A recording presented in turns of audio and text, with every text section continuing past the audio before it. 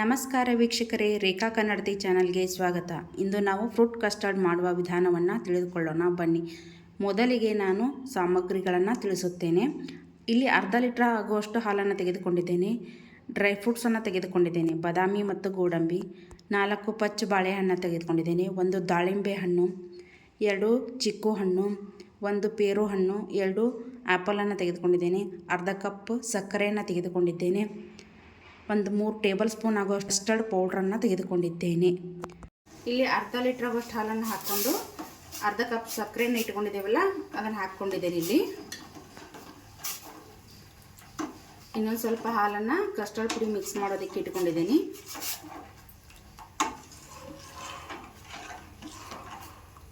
ಇದು ಹಾಲು ಕುದಿ ಬರಬೇಕು ಸರಿಯಾಗಿ. ಇದಕ್ಕೆ ಆರಿದ ಹಾಲನ್ನು ತೆಗೆದುಕೊಂಡೇನಿ.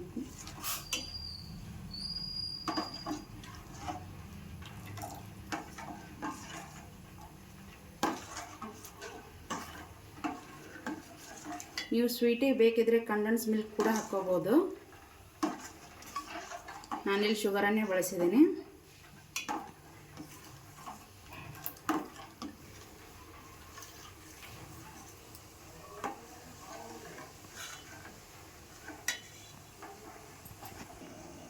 ಇಲ್ಲಿ ಕಸ್ಟರ್ಡ್ ಪೌಡ್ರಿಗೆ ಹಾಲನ್ನು ಮಿಕ್ಸ್ ಮಾಡಿಕೊಂಡು ಗಂಟು ಆಗದೇ ಇರೋ ರೀತಿ ಕೈ ಆಡಿಸೋಣ. ಇಲ್ಲಿ ಹಾಲು ಬರ್ತಾ ಇದೆ. ಇವಾಗ ಫ್ಲೇಮನ್ನು ಕಡಿಮೆ ಮಾಡಿಕೊಡೋಣ. ಇದು ಕರಗೋವರೆಗೂ ಲೋ ಫ್ಲೇಮಲ್ಲೇ ಕುದೀತಿರಲಿ ಹಾಲು.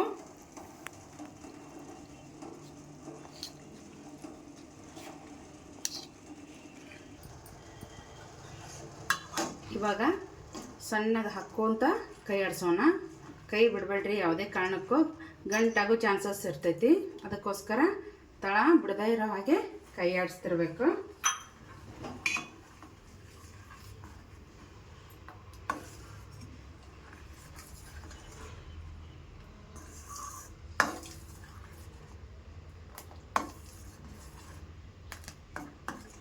ನೋಡಿ, ಈ ಥರ ಗಟ್ಟಿ ಆಗೋವರೆಗೂ ಕೈ ಆಡಿಸ್ತೀರಿ.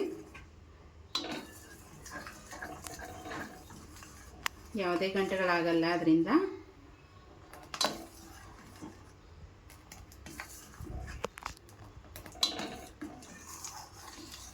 ಇವಾಗ ಗ್ಯಾಸ್ ಫ್ಲೇಮನ್ನು ಆರಿಸೋಣ.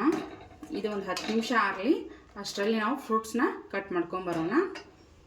ನಾನಿಲ್ಲಿ ಎಲ್ಲ ಫ್ರೂಟ್ಸ್ಗಳನ್ನು ಕಟ್ ಮಾಡ್ಕೊಂಡು ಬಂದಿದ್ದೇನೆ. ಇವಾಗ ಒಂದೊಂದಾಗಿ ಸೇರಿಸ್ಕೋತಾ ಹೋಗೋಣ.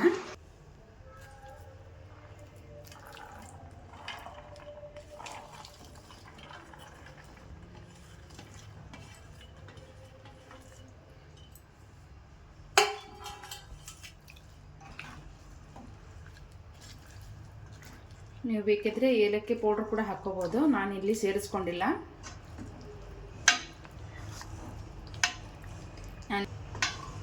ನಾನಿಲ್ಲಿ ವೆನಿಲಾ ಫ್ಲೇವರ್ ಕಸ್ಟರ್ಡ್ ಪೌಡ್ರನ್ನು ತೆಗೆದುಕೊಂಡಿದ್ದೀನಿ. ಅದೇ ಫ್ಲೇವರ್ ನನಗೆ ಇಷ್ಟ ಆಗುತ್ತೆ ಅನ್ನೋದಕ್ಕೋಸ್ಕರ ನಾನು ಏಲಕ್ಕಿಯನ್ನು ಸೇರಿಸ್ಕೊಂಡಿಲ್ಲ. ಹಾಗೆ ಇಲ್ಲಿ ಡ್ರೈ ಫ್ರೂಟ್ಸ್ಗಳನ್ನು ಸೇರಿಸ್ಕೊತಿಲ್ಲ. ಲಾಸ್ಟಲ್ಲಿ ಆ್ಯಡ್ ಮಾಡ್ತೀನಿ ನಾನು, ಕ್ರಂಚಿ ಆಗಿರಲಿ ಅನ್ನೋದಕ್ಕೋಸ್ಕರ. ಇದನ್ನು ಇವಾಗ ಮಿಕ್ಸ್ ಆಗಿದೆ. ಒಂದು ½ ಆನ್ ಅವರ್ ಫ್ರಿಜ್ಜಲ್ಲಿ ಇಟ್ಕೊಂಡ್ಬರ್ತೀನಿ. ಆಮೇಲೆ ನಿಮಗೆ ತೋರಿಸ್ತೇನೆ ಯಾವ ಥರ ಬಂದಿದೆ ಅಂತ ಅಂದ್ಬಿಟ್ಟು.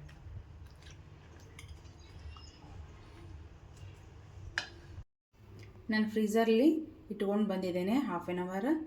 ಇವಾಗ ಸೆಟ್ ಆಗಿದೆ ನೋಡಿ. ಅದ ಯಾವ ಥರ ಬಂದಿದೆ ಅಂತ.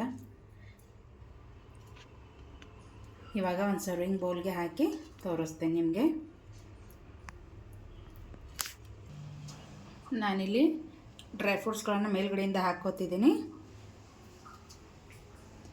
ತಿನ್ನೋದಕ್ಕೆ ಕ್ರಂಚಿ ಆಗಿರುತ್ತೆ ಅನ್ನೋದಕ್ಕೋಸ್ಕರ. ನೋಡಿ ಯಾವ ಥರ ಬಂದಿದೆ ಅಂತ.